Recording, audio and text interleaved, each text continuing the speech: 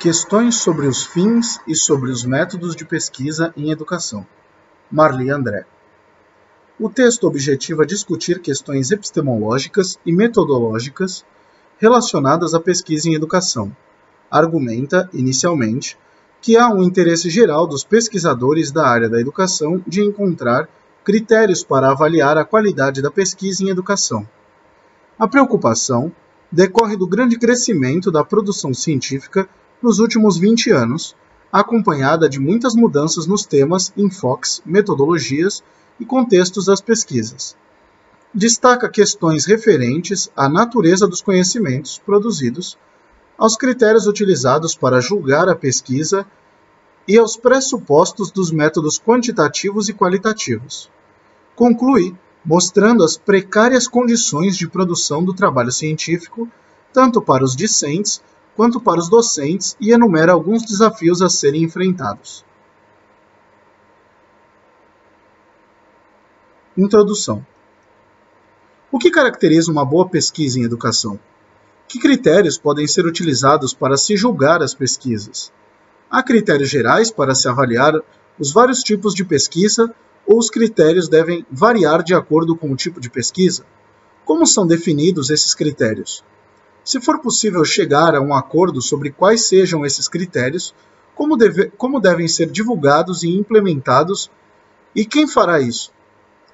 Essas questões foram intensamente debatidas na reunião de 1991 na Academia Nacional de Educação norte-americana e levaram à formação de um grupo de trabalho que assumiu a tarefa de mostrar qual a situação da pesquisa educacional nos Estados Unidos, quais as principais questões que cercam a pesquisa e que medidas precisam ser tomadas para aperfeiçoá-la. Desse grupo faziam parte pesquisadores famosos como Charles Bidway, Anne Brown, Jeremy Brunner, Alan Collins, Ellen Ledman e Lee Schumann. Após 8 anos de trabalho, o grupo produziu um livro que tem o seguinte título: Questões da Pesquisa em Educação, Problemas e Possibilidades.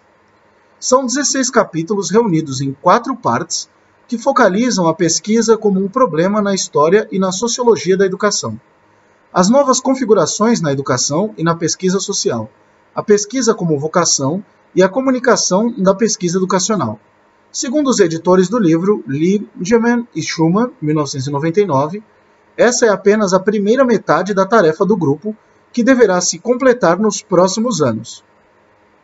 Usei essa introdução com um duplo objetivo. Por um lado, para mostrar que mesmo em um país que tem uma longa história de pesquisa e ampla produção, há interesse em rever e analisar criticamente o que vem sendo produzido na área e buscar caminhos para seu contínuo aprimoramento. Por outro lado, gostaria de enfatizar que essa é, ou deve ser, uma tarefa coletiva e de longo prazo, que deve envolver todos aqueles que de alguma forma se preocupam com o desenvolvimento, com a qualidade e com os resultados das pesquisas na área da educação.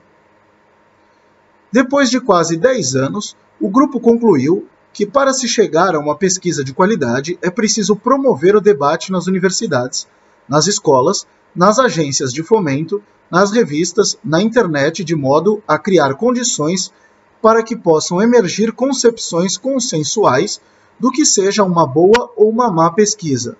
E com base nesses consensos, devem ser realizados balanços críticos e apontados caminhos para a superação dos problemas identificados.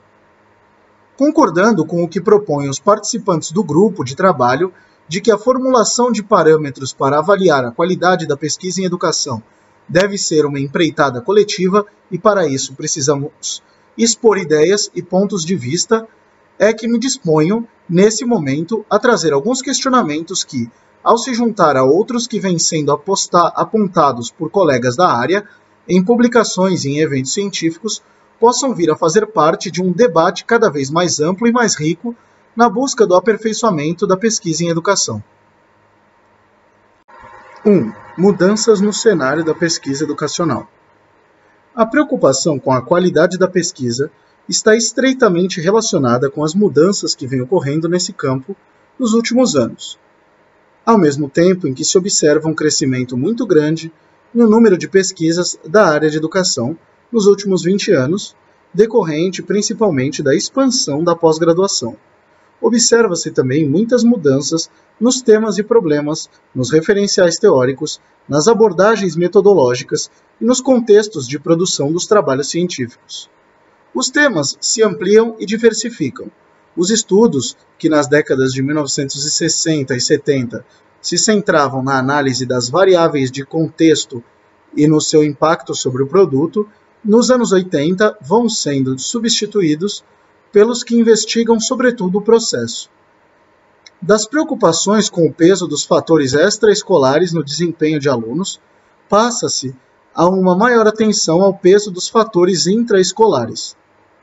É o momento em que aparecem os estudos que se debruçam sobre o cotidiano escolar, focalizam o currículo, as interações sociais na escola, as formações de organização do trabalho pedagógico, a aprendizagem da leitura e da escrita, a disciplina e as relações de sala de aula, a avaliação.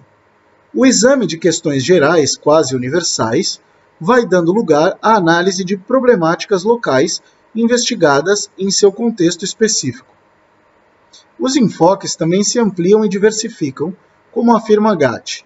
A propagação da metodologia de pesquisa-ação e da teoria do conflito no início dos anos 80, ao lado de um certo descrédito de que as soluções técnicas iriam resolver os problemas da educação brasileira, fazem mudar o perfil da pesquisa educacional, abrindo espaço a abordagens críticas.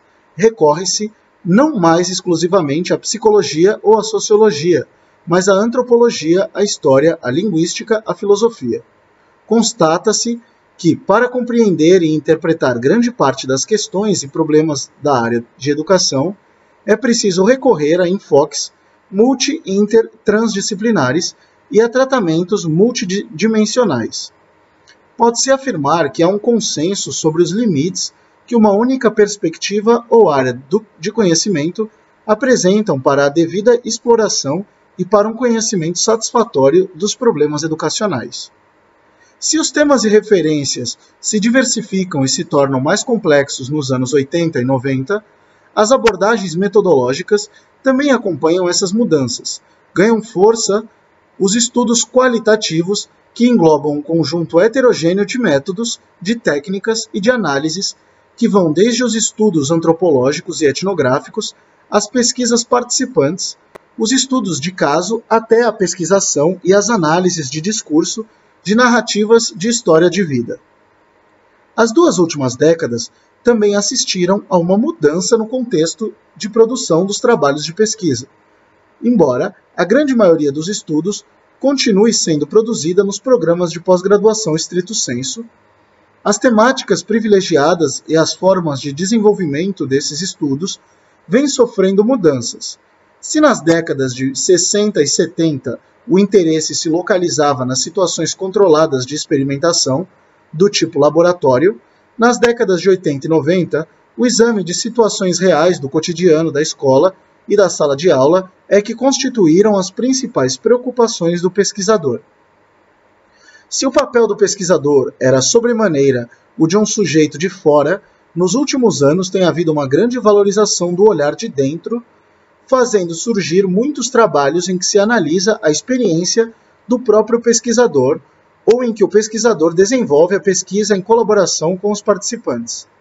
Essas novas modalidades de investigação suscitam o questionamento dos instrumentais teórico-metodológicos disponíveis e dos parâmetros usuais para o julgamento da qualidade do trabalho científico. Extrapolam o campo da educação, encorajando o diálogo entre especialistas de diferentes áreas do conhecimento, com diferentes bagagens de experiência e diferentes graus de inserção na prática profissional. 2. Questões sobre os fins e os métodos. A diversidade de temáticas, enfoques, métodos e contextos trouxe naturalmente problemas de diferentes ordens para a pesquisa em educação, entre os quais podemos destacar a. Problemas referentes aos fins da investigação e à natureza dos conhecimentos produzidos. As principais questões são: o que caracteriza um trabalho científico? Qual a relação entre conhecimentos científicos e outros tipos de conhecimento? B. Problemas relativos aos critérios de avaliação dos trabalhos científicos. Pergunta-se: Como julgar o que é uma boa pesquisa? Quem define esses critérios? C. Problemas voltados aos pressupostos dos métodos e técnicas de investigação, tanto nas abordagens qualitativas quanto nas quantitativas. Entre outras questões, indaga-se: como se desenvolve um estudo de caso etnográfico? Quais os principais cuidados numa pesquisação? Como elaborar instrumentos válidos e fidedignos? Quando é possível generalizar os resultados? Examinemos mais detidamente cada um desses grupos de questionamentos. Quanto às finalidades da pesquisa. Qual é ou deve ser o propósito da pesquisa? Para que ou para quem se deve produzir conhecimentos? Essas são questões que têm estado presentes em debates acadêmicos e ensaios e textos que discutem questões epistemológicas, como o de Santos, 1988, e em revisões críticas de pesquisa. Se para alguns a pesquisa objetiva a geração de conhecimentos novos, gerais, organizados, válidos e transmissíveis, para outros ela busca o questionamento sistemático, crítico e criativo. Se alguns centram sua atenção no processo de desenvolvimento da pesquisa e no tipo de conhecimento que está sendo gerado, outros se preocupam mais com os achados das pesquisas, sua aplicabilidade ou seu impacto social. Em um balanço recente da pesquisa em educação, Gatti nos fala de uma tendência nos trabalhos da área para um pragmatismo imediatista, tanto na escolha dos problemas quanto na preocupação com uma aplicabilidade direta dos resultados. Segundo a autora, esses problemas que se originam na prática profissional são, em geral, tratados nos limites de um recorte academicista discutível em seus alcances. Além disso, a relação pesquisação-mudança parece ser encarada de maneira um tanto simplista. Embora reconhecendo a necessária origem social dos temas e problemas da pesquisa em educação e a importância das questões que no imediato são carentes de análise e proposições, ela afirma que deve haver cautela, pois, muitas vezes, as perguntas mais de fundo e de espectro mais amplo são deixadas de lado. Segundo ela, a pesquisa não pode estar a serviço de solucionar pequenos impasses do dia a dia, porque ela, por sua natureza e processo de construção, parece não prestar a isso. Vez que o tempo de investigação científica, em geral, não se coaduna com as necessidades de decisões mais rápidas. E continua. A busca da pergunta adequada, da questão que não tem resposta evidente, é que constitui o ponto de origem de uma investigação científica. Há 10 anos atrás, encontramos considerações similares numa revisão de pesquisas da pós-graduação em educação feita por Miriam Ward. Ela afirma que, apesar dos esforços em superar a visão estreitamente técnica e administrativa que herdamos dos intelectuais dirigentes escola-novistas, mantemos em nossa área uma tônica técnico-administrativa de um tal jeito que parece nos estar sempre produzindo com vistas à aplicabilidade. Temos, segundo ela, uma preocupação pragmática que nos leva sempre a justificar que, apesar das aparências em contrário, o que estamos produzindo tem, em última instância, uma utilidade social, e ela conclui. Não é casual que tenhamos substituído no discurso o critério de relevância científica, em razão de sua dubiedade política e ideológica, pelo ainda mais duvidoso critério de relevância social. Continuamos pragmatistas, mas agora em nome do coletivo. Outra pesquisadora que traz posições provocativas e instigantes nessa discussão é Marília G. Miranda. Ao focalizar o tema da articulação ensino e pesquisa no debate contemporâneo sobre a formação dos professores e, mais especificamente, se centrando na literatura referente ao professor reflexivo pesquisador, segundo Miranda, a literatura sobre o professor reflexivo pesquisador suscita questões relativas às relações entre o conhecimento acadêmico e o conhecimento dos práticos, fazendo uma crítica pesada ao elitismo da universidade. Essa literatura, segundo ela, tem vários méritos: valorizar a ação do professor como caminho para sua autonomia e emancipação, buscar propósitos justos e generosos ao dar voz ao professor para melhorar a prática, combater as desigualdades e a exclusão, fazer uma crítica salutar às universidades e às suas relações com os práticos. A preocupação da autora, no entanto, é com a possível adoção acrítica dessa perspectiva, o que pode causar sérios problemas como converter-se numa retórica legitimadora da reforma educacional, pondo nos ombros do professor toda a responsabilidade pelo seu insucesso. Ao insistir num processo de reflexão orientado para resolver problemas imediatos da prática, pode confirmar uma prática adaptativa aos problemas e não transformadora. C. Ao negar a teoria como parte necessária do processo de autonomia, não estaria reduzindo em lugar de elevar as reais possibilidades de reflexão crítica do professor? O suposto de que o conhecimento é importante porque útil e imediatamente aplicável, a prática não estaria afastado o professor de uma reflexão teórica que não esteja orientada para um fim imediato? Corre-se o risco de desqualificar a universidade como instância formadora de professores. Pode-se converter o exercício da pesquisa em ação esvaziada de significados se não lhe for garantida uma formação teórica sólida, preocupada não com os aspectos imediatos da vida escolar, mas também com outras grandes questões da cultura e da sociedade contemporânea. Segundo ela, sem teoria não há emancipação. Essas preocupações de Marília G. Miranda parecem muito legítimas, pois tem surgido nos últimos anos uma tendência de apoio incondicional aos estudos que envolvem algum tipo de intervenção, aliada a uma crítica veemente ao caráter distante e acadêmico dos estudos produzidos na universidade. No fundo dessa polêmica está uma supervalorização da prática e um certo desprezo pela teoria.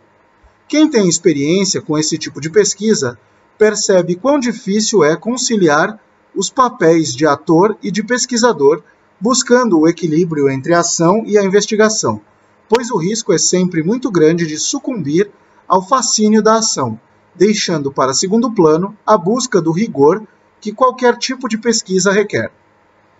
Um texto publicado por Gary Anderson e Catherine Hare no Educational Research de julho e junho de 1999 mostra muito claramente como nos Estados Unidos essa onda de professor reflexivo vem sendo apropriada por algumas faculdades de educação sem a devida preocupação com o rigor e a qualidade. Segundo eles, a preocupação dessas instituições é com a novidade. Querem embarcar numa nova onda, incorporar um modismo para atrair público sem considerar seriamente a questão da qualidade. Quanto aos critérios de julgamento da pesquisa. Uma segunda ordem de problemas da pesquisa em educação é o que diz respeito aos critérios de julgamento dos trabalhos científicos. A crítica aos estudos de cunho positivista levou a uma rejeição dos critérios então utilizados para avaliar esses trabalhos. A literatura sobre as abordagens qualitativas trouxe um rol de critérios alternativos, alguns se contrapondo aos já conhecidos e respeitados. A plausibilidade substitui a validade. A credibilidade surge no lugar da fidedignidade e a transparência é usada para se contrapor à generalização. Ao lado desses, são propostos outros critérios como a triangulação de métodos, sujeitos, perspectivas e a validação pelos pares, e a generalização naturalística. Mas, seriam esses critérios aplicáveis a todos os tipos de pesquisa, ou existiriam alguns mais gerais e outros que se diversificam segundo o tipo de pesquisa? Tendo a responder positivamente à segunda questão, e acrescento que a construção desses critérios, tanto os mais gerais quanto os mais específicos, é uma tarefa coletiva e de longo prazo. Nesse momento, o que podemos fazer é tentar explicitar os critérios que temos seguido para avaliar, por exemplo, os projetos do CNPq ou da FAPESP e o que temos levado em conta ao examinar os trabalhos dos pós-graduandos nas bancas. Temos destacado a importância de que os trabalhos atendam aos critérios de relevância científica e social, ou seja, estejam inseridos num quadro teórico em que fique evidente sua contribuição ao conhecimento já disponível. Temos valorizado a opção por temas engajados na prática social. Temos cobrado das pesquisas que tenham um objeto bem definido, que os objetivos ou questões sejam claramente formulados, que a metodologia seja adequada aos objetivos e os procedimentos metodológicos suficientemente descritos e justificados. A análise deve ser densa, fundamentada, trazendo as evidências ou as provas das afirmações e conclusões. Deve ficar evidente o avanço do conhecimento, ou seja, o que cada estudo acrescentou ao já conhecido ou sabido. Esses seriam os critérios gerais a serem perseguidos em qualquer tipo de estudo.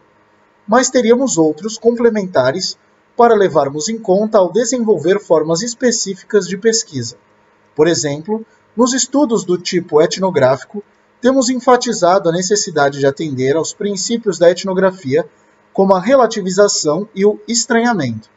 Temos acentuado a importância de apreensão da perspectiva do outro e mostrado que o pesquisador deve fazer um esforço de olhar o familiar como se fosse estranho. Temos lembrado de que a etnografia consiste em uma densa descrição da cultura.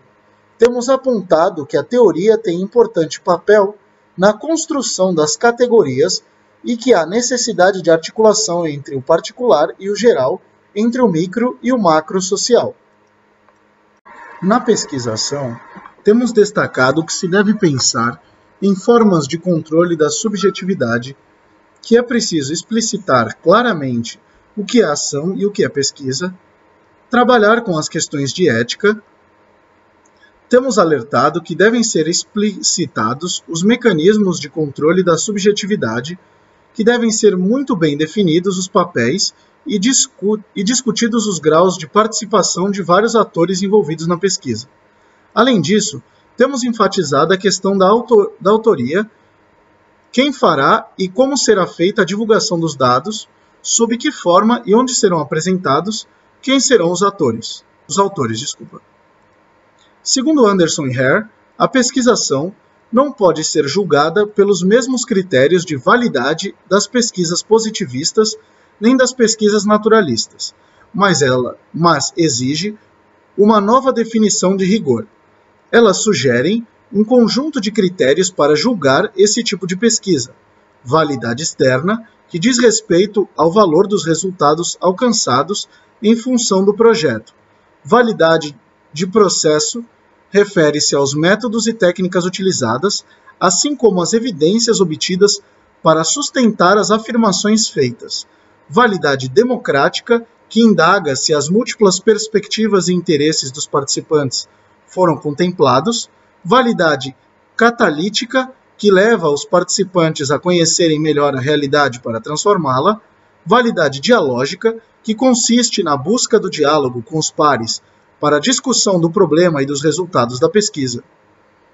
Ainda como contribuição para o debate sobre os critérios de avaliação da pesquisa, trago as provocações de J. Baylord na revista Researcher at Formation, e que foi traduzido num capítulo do livro O papel da pesquisa na formação e na prática dos professores. Segundo esse autor, há 3 condições básicas para que se possa considerar a existência de uma pesquisa. A. Produção de conhecimentos novos. B. Procedimentos rigorosos. C. Comunicação dos resultados. Cabe à comunidade científica julgar se os conhecimentos acrescentam algo ao já conhecido, ou seja, se são conhecimentos novos. A utilização de instrumentos e procedimentos cuidadosamente planejados e implementados seria um critério indiscutível para qualquer tipo de pesquisa. A divulgação dos resultados seria uma condição essencial para que a comunidade pudesse julgar o valor dos conhecimentos produzidos. Há ainda uma segunda ordem de critérios que seriam complementares. D. Perspectiva crítica a respeito das fontes, dos métodos e dos modos de trabalho utilizados pelo pesquisador. E. Controle e sistematização na coleta de dados. F.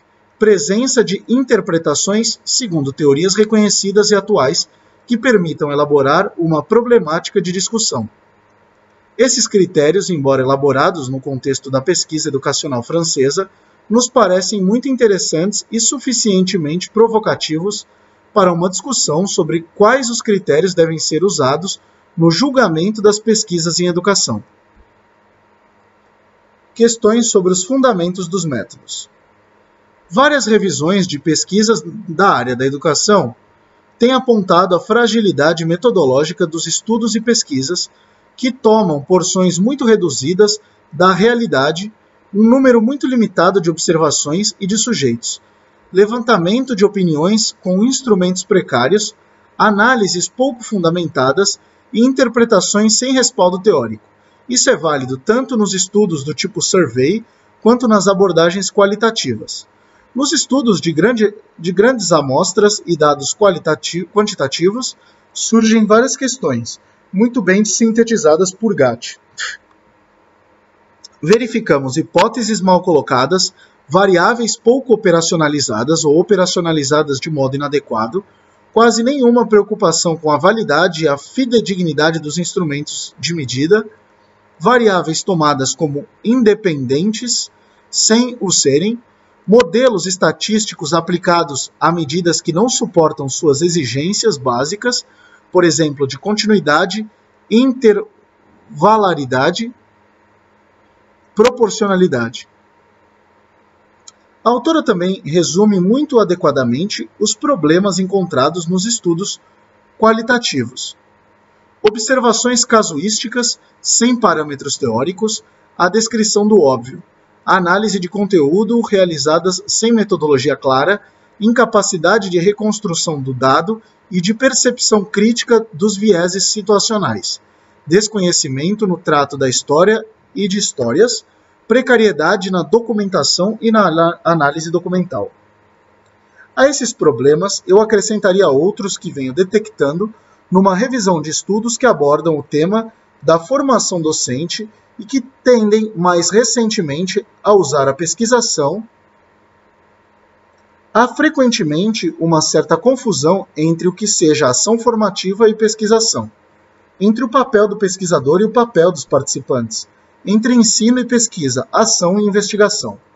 Esses pontos merecem séria consideração, principalmente por parte dos orientadores dos diversos programas de pós-graduação do país, pois são problemas que foram localizados numa análise das dissertações e teses produzidas nos anos 90. Quanto às condições de produção do conhecimento. Ao focalizar a situação atual da pesquisa em educação, não podemos deixar de considerar as condições reais de produção do conhecimento. Afinal, em que condições trabalham os pesquisadores? Com que contam ou deixam de contar? Quais as condições de produção do conhecimento dos discentes? No caso dos mestrandos, o tempo de formação é curto demais. É possível formar o pesquisador em 2 anos ou 2 anos e meio? Não estaríamos comprometendo a qualidade da produção científica ao se fixar um tempo tão curto? É verdade que alguns mestrandos passaram pela iniciação científica e aí se nota a grande diferença, pois isso os faz seguir mais rápido e, em geral, com um nível de qualidade superior aos que não tiveram a mesma experiência. Mas esse programa abrange ainda um número muito reduzido de alunos, o que torna seu impacto também reduzido. No caso dos doutorandos, o tempo de titulação é maior, o número de disciplinas em geral é menor do que para os mestrandos. Já tem alguma experiência de pesquisa, nem que seja só o do mestrado, o que lhe dá melhores condições aparentemente para produzir bons trabalhos. Entretanto, percebe-se também que encontram dificuldades, seja porque lhes faltam condições concretas, já que muitos mantêm sua atividade profissional, viajam, não têm bolsa, seja porque os programas de doutorado não oferecem atividades que os ajude a realizar trabalhos com densidade teórica e cuidado metodológico. Por exemplo, o envolvimento em grupos de pesquisa poderia não só trazer uma rica contribuição na formação do pesquisador, mas permitir a consolidação de linhas de pesquisa, o que certamente reduziria as temáticas fragmentadas muito comuns e frequentemente criticadas na área. No entanto, só muito recentemente os programas de pós-graduação passaram a se preocupar com a organização e o funcionamento de grupos de pesquisa. Mesmo assim, os docentes lutam com muita dificuldade para conseguir as condições mínimas de espaço, de tempo e de recursos materiais e humanos para efetivar esse trabalho. Quais as condições de produção de conhecimento dos docentes? Houve, sem dúvida, nos últimos 10 anos, uma mudança nas condições de desenvolvimento da pesquisa em educação, a começar pelos financiamentos que vêm minguando. Se nos anos 80, a FINEP e o INEP davam apoio a pesquisas da área, nos anos mais recentes, esse apoio quase foi extinto. Temos as fundações estaduais, mas também temos muito mais pesquisadores qualificados para solicitar financiamento, além das prioridades científicas definidas a priori pelas agências. Mais grave que a redução dos financiamentos foi a subtração acentuada do nosso tempo crítico nos últimos anos. Os docentes estão cada vez mais sobrecarregados com aulas, comissões, reuniões, pareceres, trabalhos de alunos para ler e avaliar, sobrando muito pouco tempo para a produção intelectual, para a reflexão, para a crítica e para o tão necessário aprofundamento dos trabalhos. 4. Desafios e perspectivas. Nesse cenário, antevemos alguns desafios e perspectivas. Assumir seriamente, como tarefa coletiva, o estabelecimento de critérios para avaliar as pesquisas da área, apresentá-los publicamente, ouvir as críticas e sugestões, mantendo um debate constante sobre eles. Defender a qualidade dos trabalhos e a busca do rigor. Lutar pela melhoria das condições de produção do conhecimento. Construir espaços coletivos nos programas de pós-graduação para a elaboração de projetos e desenvolvimentos de pesquisa.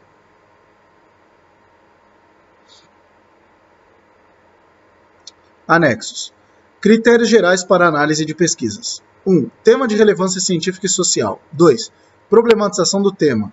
3. Inserção num quadro teórico. 4. Objetivos ou questões claramente formulados. 5. Metodologia bem justificada. 6. Metodologia adequada aos objetivos. 7. Procedimentos metodológicos suficientemente descritos e justificados. 8. Análise densa fundamentada trazendo as evidências ou as provas das afirmações e conclusões. 9. Avanço do conhecimento, ou seja, o que cada estudo acrescentou ao já conhecido ou sabido. Critérios para análise dos estudos etnográficos. 1. Papel da teoria na construção das categorias. Respeito aos princípios da etnografia, como a relativização, centrar-se na perspectiva do outro, o estranhamento, esforço deliberado de análise do familiar como se fosse estranho, e a centralidade do conceito de cultura. 3. Trabalho de campo apoiado em observação planejada e em registros bem elaborados. 4. Uso da triangulação. 5. Articulação entre o particular e o geral, entre o micro e o macro social. Critérios para análises da pesquisação. DADS propõe que se considere o conhecimento gerado pela pesquisa, a qualidade do texto que é produzido, o impacto da pesquisa na prática do pesquisador, o impacto da pesquisa no crescimento e na aprendizagem profissional do pesquisador, a qualidade da colaboração na pesquisa.